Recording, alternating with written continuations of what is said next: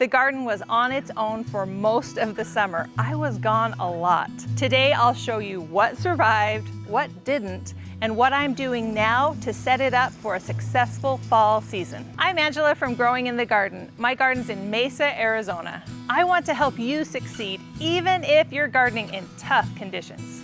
Let's start with what survived. This bed is in the perfect spot in my garden.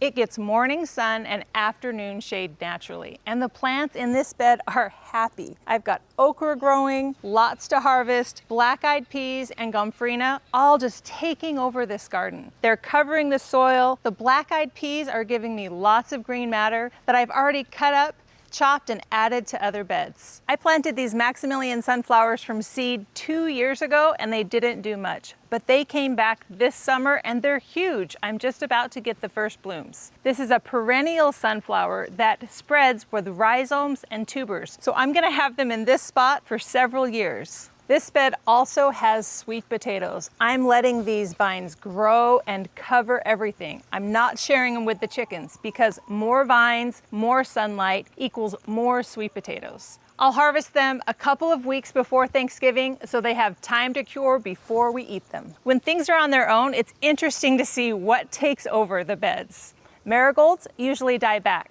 But because it's been more mild, this one just tipped over and it's getting huge. I've got 3 different kinds of zinnias in here. Ballerina zinnias are beautiful and I love using them for cut flowers. The Zowie yellow flame just pushes out blooms in the heat. It's a nice, more compact variety. And then at the end of the bed, I've got these beautiful Zahara zinnias that are perfect for containers or at the ends of beds because they don't get too big.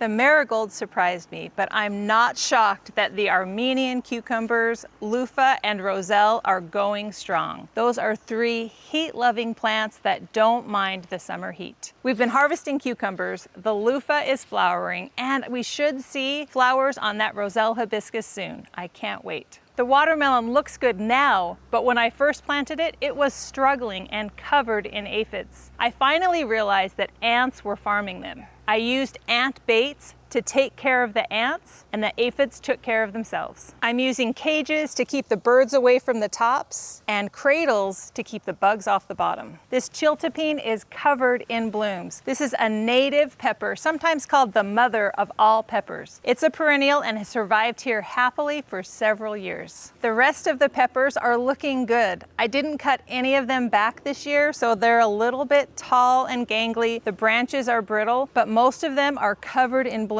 So it's too late to cut them back now, but we should have a great harvest in November or December. So if you're growing peppers, all they need is a little bit of food right now. Don't cut them back. Cantaloupe is another one of those heat-loving crops that keeps producing all through summer. This Texas ageratum is a plant that really surprised me. It's a native perennial and I planted it in May. Typically not a great time to plant, and it has taken off and really thrived. On the other hand, this annual ageratum that looked amazing in late spring and early summer has really struggled. It looks like I'll be able to cut this back and the plant will come back, but it did not like the summer heat. I planted tiny transplants of this gomphrena in late spring, and look at them now. They have thrived in the summer heat. This is definitely a heat-loving flower that you should add to your garden. Other summer bloomers that have done well, even in containers, more of the gomphrena, vinca, angelonia, sweet potato vine, all summer champions. And finally, lisianthus. I've loved this dwarf variety. It stays nice and compact and it's perfect for containers. All these flowers will keep blooming through the fall until frost.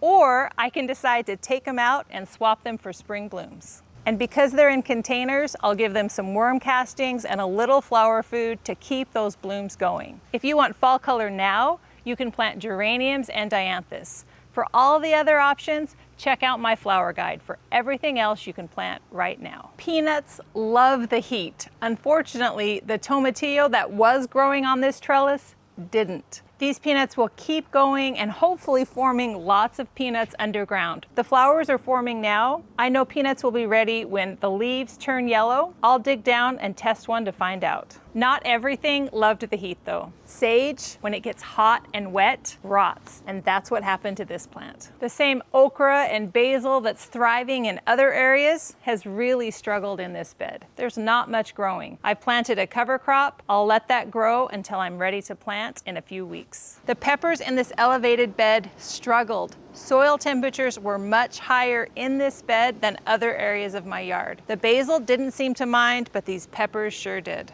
I cut them back when I saw new growth, thinking that might spur them on, but instead they just fried. The roses don't look great. They've struggled through the heat, which isn't surprising. Hopefully that prep we did in early summer has kept them alive. As temperatures cool down, I'm going to give them a light pruning, give them nutrient plus, worm castings, and even some fertilizer a little bit later, and they will take off and hopefully we'll get a nice fall flush of blooms. You might be tempted to cut everything back because it looks so bad, but wait until nighttime temperatures are in the 70s. That's your go time for pruning and fertilizing. Two standout roses that have really surprised me are this Coco Loco and this Sunbelt South Africa. They've both pushed out blooms all summer long. The plants don't look great. The blooms don't look like the ones you see in the rose catalog, but they're still blooming and growing and look pretty happy for plants that were just planted this spring.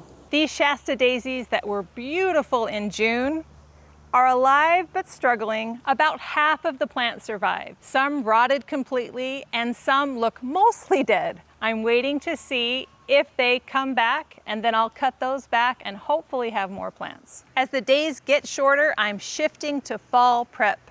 These sunflowers that have shaded my bed all summer long, I'm taking them out. I'll cut them off at the base, leave the stumps in the ground. Before long, they'll decompose and I can pull out the end of that stump or just leave it in place. I'll leave this big white shade cloth in place until temperatures are consistently below 90 degrees, and then I'll take it down. I'm not planting cool season crops quite yet, but I want to get the soil ready.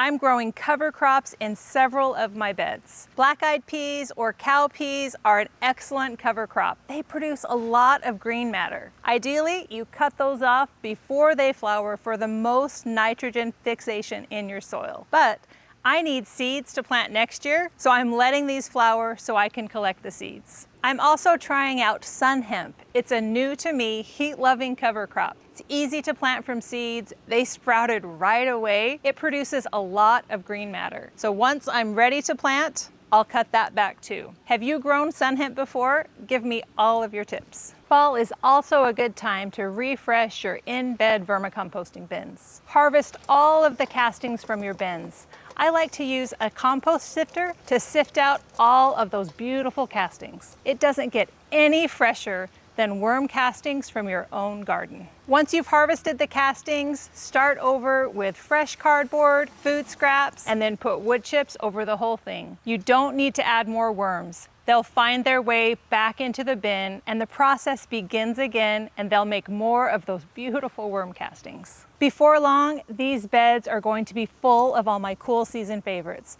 All the brassicas, all the cool season flowers like snapdragons, delphinium, going to plant everything. But before I plant, I'll pull back all of that mulch, cut the cover crops off at the base, layer them onto the soil, top with compost, maybe a few worm castings, and wait a little bit, and then that soil is ready to plant. If you're filling up new beds, use a combination of compost, worm castings, vermiculite or perlite, and coconut coir. Those things all mixed together make the perfect soil for your raised beds. This fall marks 5 years that I have partnered with Arizona Worm Farm in making the Growing in the Garden raised bed and container mix. I couldn't be happier to have this soil in my garden. It's made with compost and worm castings from Arizona Worm Farm. If you live anywhere close to them, it's worth the drive.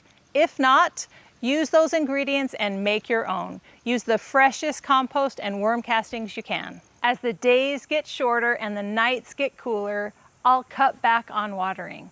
Fall is a good time to check all of your watering and make sure everything's still working after that long, hot summer. I use garden grids from Garden in Minutes in all of my beds. I got the first one back in 2019 for this asparagus bed, and it's still going strong. This asparagus looks out of control now, but that's exactly what it's supposed to do.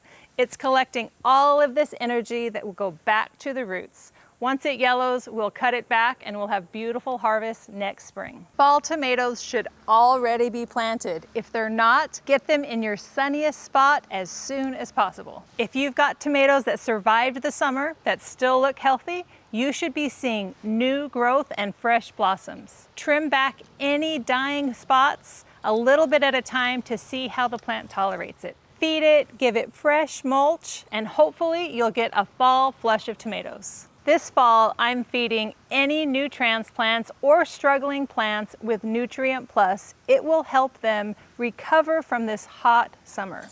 I'm also feeding plants in containers and heavy feeders like watermelons and tomatoes with a fruit and flower fertilizer. This will give them the nutrients they need to push out fruit so we can get a harvest this fall.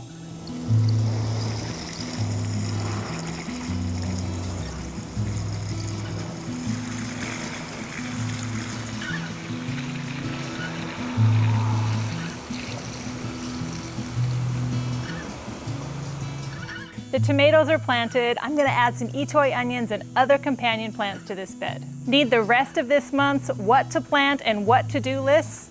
Grab the garden planner.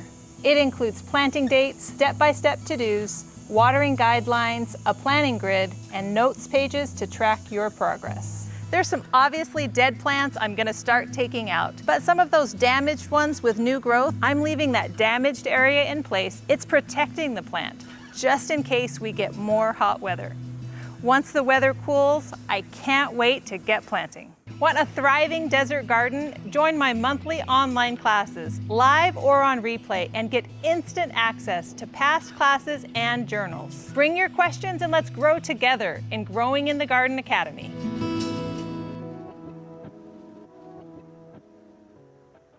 Let's start with what survived.